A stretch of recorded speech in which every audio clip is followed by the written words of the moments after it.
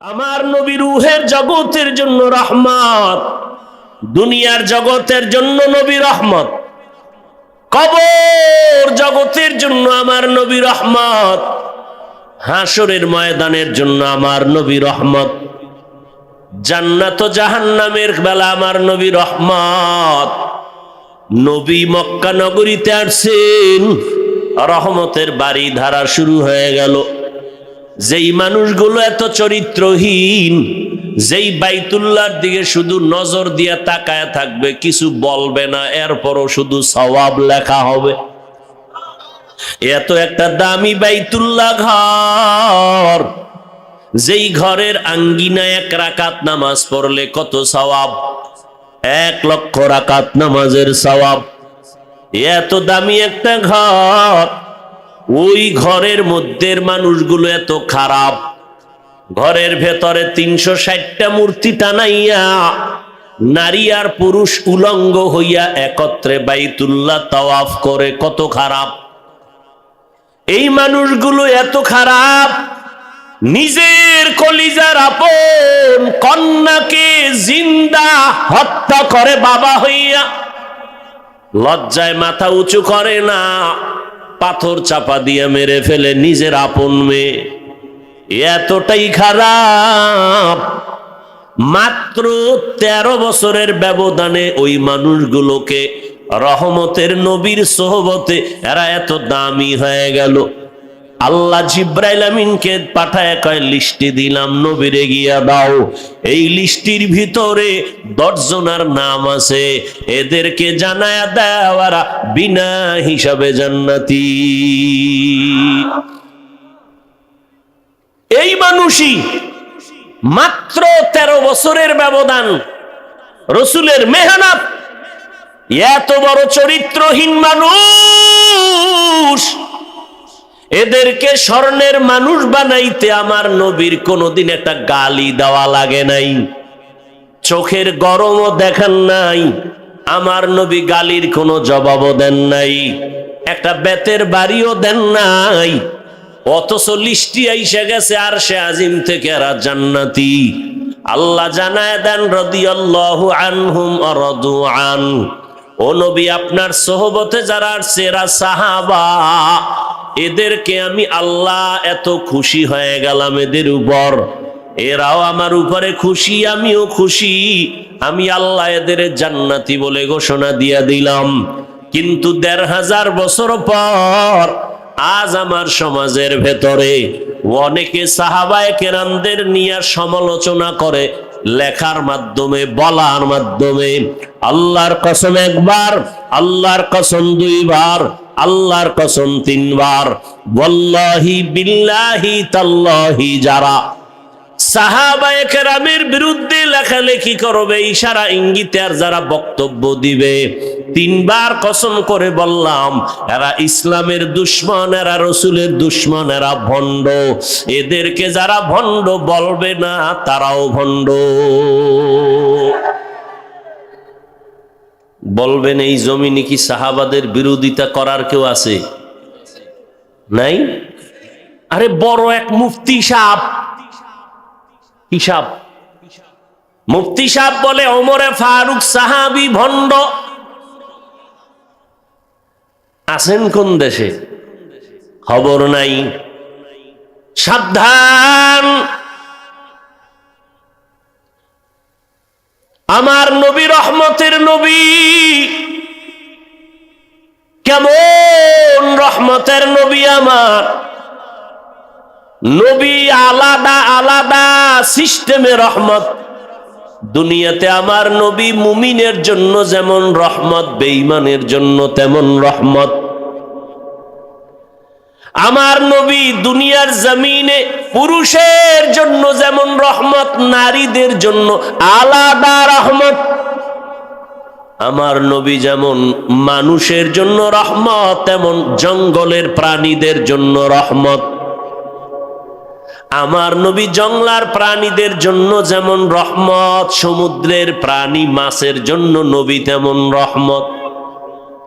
আমার নবী গাছের জন্য রহমত, একটা একটা যদি বুঝাইতে যাই সারা রাত কাটিয়া যাবে, শেষ হবে না। কেমন মায়ার নবী, মরা গাছে নবীরে চিনে, জেন্দা মানুষ ওই নবীরে চিনলি না। যদি চিনতিরে গাজীপুরের মানুষ, আমার নবীর সুন্নতের জবাই কইরা বেঈমানের পা চাটা গোলামি করতে পারতি না। আব্দুল্লাহ আল মামুন সাহেব ফিলিস্তিনের দরদ নিয়ে কথা বলছেন। তুমি ফিলিস্তিনের মুসলমানের জন্য কাঁদবা কখন? তোমার দিলে রসুলের মোহাব্বত থাকলে না। তুমি নিজে ডাইরেক্ট রসুলের আদর্শকে জবাই করতেছো, সুযোগ পাইলে কওমের বিরুদ্ধে লেখতেছো, দেওবন্দীদের বিরুদ্ধে লেখতেছো, তাবলিগের বিরুদ্ধে লেখতেছো, আলেমদের বিরুদ্ধে লেখতেছো। তোমার দ্বারা তাদের পক্ষে কি হবে? তুমি ফাঁকে ফাঁকে আবার সিফাগল্লিতে গিয়া মন্তব্য করো ফিলিস্তিনে মানুষ মরলে বাংলায় স্লোগান দিলে লাভ কি? হ্যাঁ, কি বহুত আছে, বহুত আমগো লাইনের মুসলমান আছে, হিন্দুরাও বলে না, বহুত আল্লাহর বান্দা আছে। এই দোকানে যাবেন ঘুরতে, ভাই ওয়াজ হবে, কালেকশন করি, কিছু টাকা দেন, বলবে এত ওয়াজ দিয়া লাভ কি? ওই মুসলমানের বাচ্চা কোনোদিন বলে না এত যাত্রা গান দিয়া লাভ কি, এত সিনেমা হল দিয়া লাভ কি, কোনোদিন বলবে না। ভাইরা আমার, রহমতের নবী আমার এমন আদর্শ দিয়ে গেলেন। এই জন্য দিলের মধ্যে বান্দা নবীর মোহাব্বত জমা করো।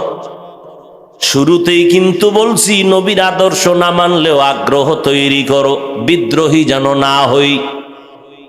কলিজা দিয়া দোয়া করব, ও দয়ার মালিক, দুনিয়ার সব মুসলমানকে কুদরতের হাতে হেফাজত করো। আল্লাহ যদি হেফাজত না করেন, বাঁচাবার দুনিয়াতে কারো কোনো ক্ষমতা নাই।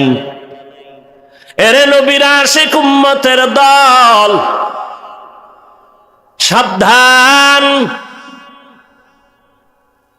বড় কঠিন মুসিবত এই ফিলিস্তিনিদের পক্ষে আমরা কথা বলি। আর সব ওলামায়ে কেরাম এক পায়ে দাঁড়ায় বলছেন, ইসরায়েল বেঈমানের পণ্য বিক্রি করা যাবে না, কেনাও যাবে না, দোকানে আছে না নাই?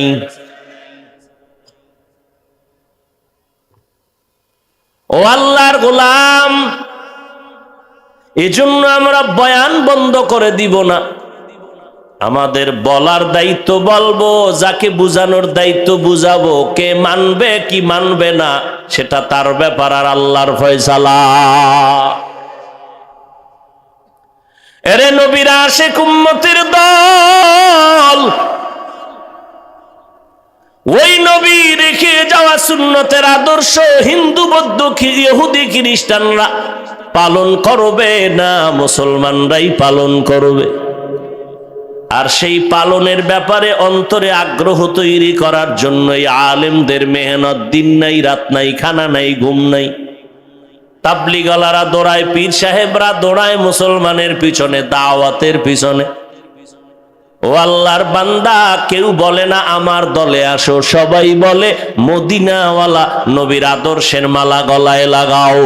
স্কুলে পড়ো বাধা নাই, কলেজে পড়ো বাধা নাই, চাকরি করো বাধা নাই, ব্যবসা করো বাধা নাই, নবীর তরিকা মতে চলবা। ডাক্তার হইল তোমার সম্মান সবার উপরে, নবীর আদর্শ নিয়ে চলবা। ইঞ্জিনিয়ার হইল সম্মান উপরে। আর নবীর আদর্শ জবাই করে ও যদি চলিয়া ডাক্তার হও, ডাক্তার হতে পারবা, তবে তাসলিমার মতো জুতার বাড়ি ছাড়া উপায় নাই। ভাইরা আমার, এরে যুবক, তোমার কাছে জানি কে বুঝাইছে ইসলাম অনেক কঠিন, কিন্তু আল্লাহর কসম সারা দুনিয়াতে ইসলাম ধর্মের মতো সহজ কোন ধর্ম নেই। কত সহজ! তুমি ব্যবসা করবা, ইসলাম নিষেধ করে না। অনেকে মনে করে ইসলাম অনুযায়ী নবীর আদর্শ মানলে বুঝি আমার স্বাধীনতা থাকবে না, ব্যবসা বাণিজ্য লেখাপড়া বন্ধ হয়ে যাবে। কে বলেছে তোমাকে? ডাক্তারি পড়ো, বাধা নাই, নবীর তরিকা মেনে চলো, এরকম ডাক্তার নাই। চেম্বারে রুগী দেখে আজান হয়ে গেছে, নামাজে দাঁড়ায় গেছে, ওই ডাক্তারকে খারাপ বলার উপায় নাই। অতএব তুমি স্কুলে পড়ো, কলেজে পড়ো, চাকরি করো, ব্যবসা করো, নবীর মোহাব্বত নিয়া আদর্শের অনুসরণ শুরু করে দাও। সম্মান বেড়ে যাবে, সবার অন্তরে ভালোবাসাও তৈরি হবে। মা বাবার দোয়া নিয়ে চলবা, ওলামায়ে কেরামের পরামর্শ নিয়ে চলবা। এরে নবীর আশিক উম্মতের দল, আল্লাহর মোহাব্বত অন্তরে জমা করো। এত বয়ান, এত বয়ান, এত বয়ান, জীবনে তো বয়ান কম শুনলা না রে বাবা। জুমার দিন খতিব সাহেবদের বয়ান, আমগো বক্তাদের বয়ান। আজকে বয়ান করার দরকার ছিল আমাদের চট্টগ্রাম হিলট্যাক্সের পাহাড়ে ডুইকা খ্রিস্টান মিশনারি বহু মুসলমানের ইমানের উপর আক্রমণ করে।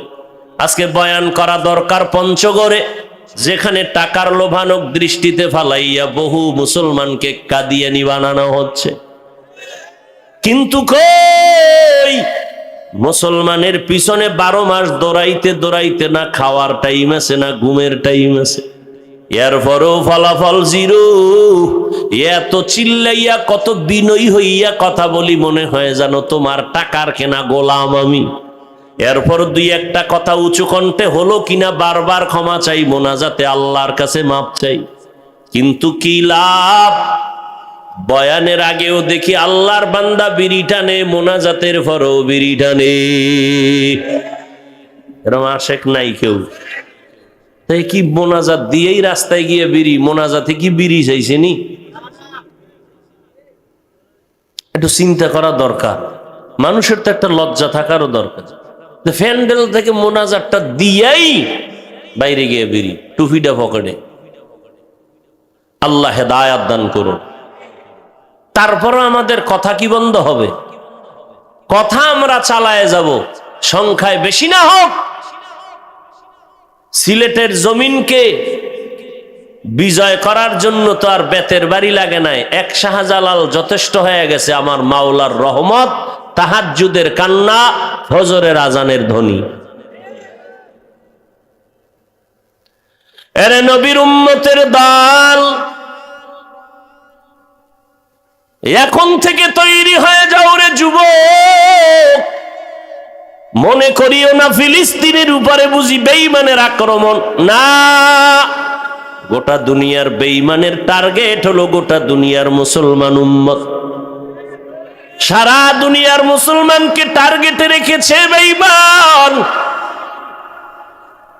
অতএব আগের থেকেই রেডি হইয়া যাও।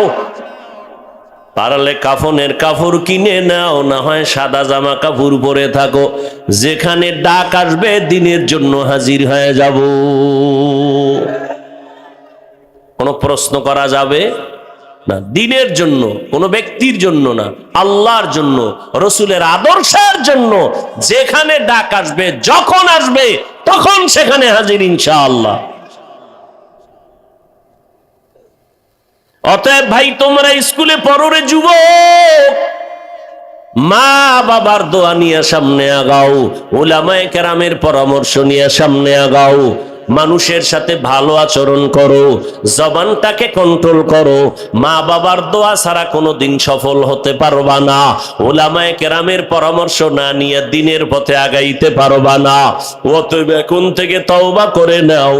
আমার মাওলার কাছে গুনার কথা স্মরণ করে তওবা করো। মনে মনে আল্লাহকে বলো, ও দয়ার মালিক, জীবনে কত অপরাধ করলাম শয়তানের ধোকায় পড়ে। মনে হয় জানো গুনার কারণে আমার হাত না পাক, গুনার কারণে আমার চোখ না পাক, গুনার কারণে আমার জিহ্বা না পাক, গুনার কারণে আমার অন্তর না পাক। ও আল্লাহ, আজকে থেকে তওবার নিয়ত করে ফেললাম। মরিয়া তো একদিন যাব, হায়াতের মালিক আপনি, ইজ্জতের মালিক আপনি, রিজিকের মালিক আপনি। ও আল্লাহ, তোমার আমার মতো কত যুবক তাকায় দেখো, স্কুল পড়িয়াও নামাজ ছাড়ে না, রাস্তায় গাড়ি চালায় নামাজ ছাড়ে না। নিজের বিবেকটাকে জিজ্ঞাসা করো বাবা, তুমি কেন পারবা না?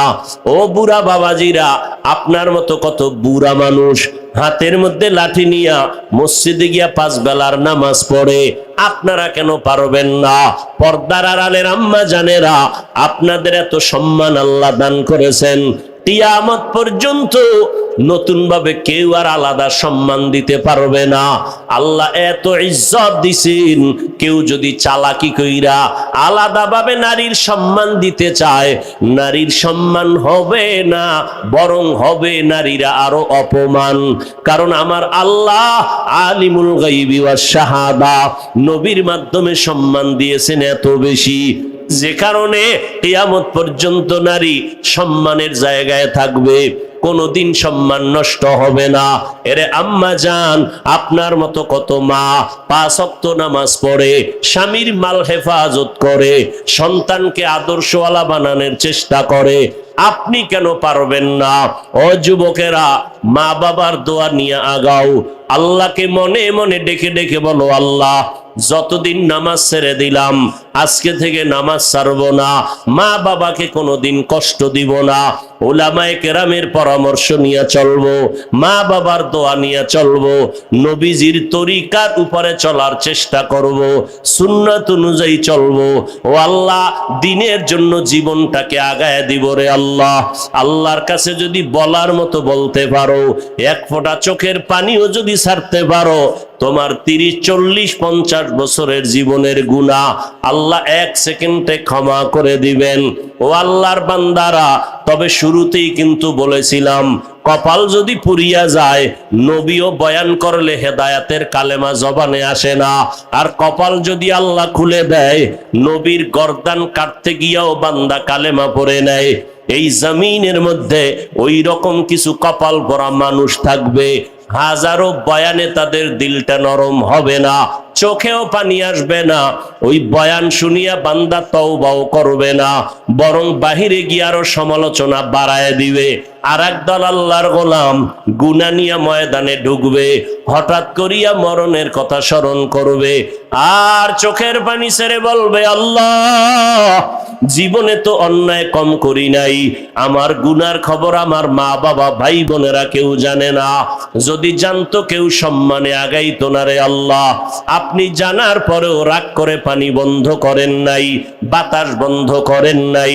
ও দয়ার মালিক, আজকে থেকে তওবার নিয়ত করলাম, আর নামাজ ছাড়বো না, বেপরদায় চলবো না, মা বাবাকে কষ্ট দিব না, দাড়ি আর কাটবো না, উলামায়ে কেরামের পরামর্শ নিয়ে চলবো, নবীর তরিকা মেনে চলবো, দেশ ও জাতির বিরুদ্ধে ষড়যন্ত্র করব না।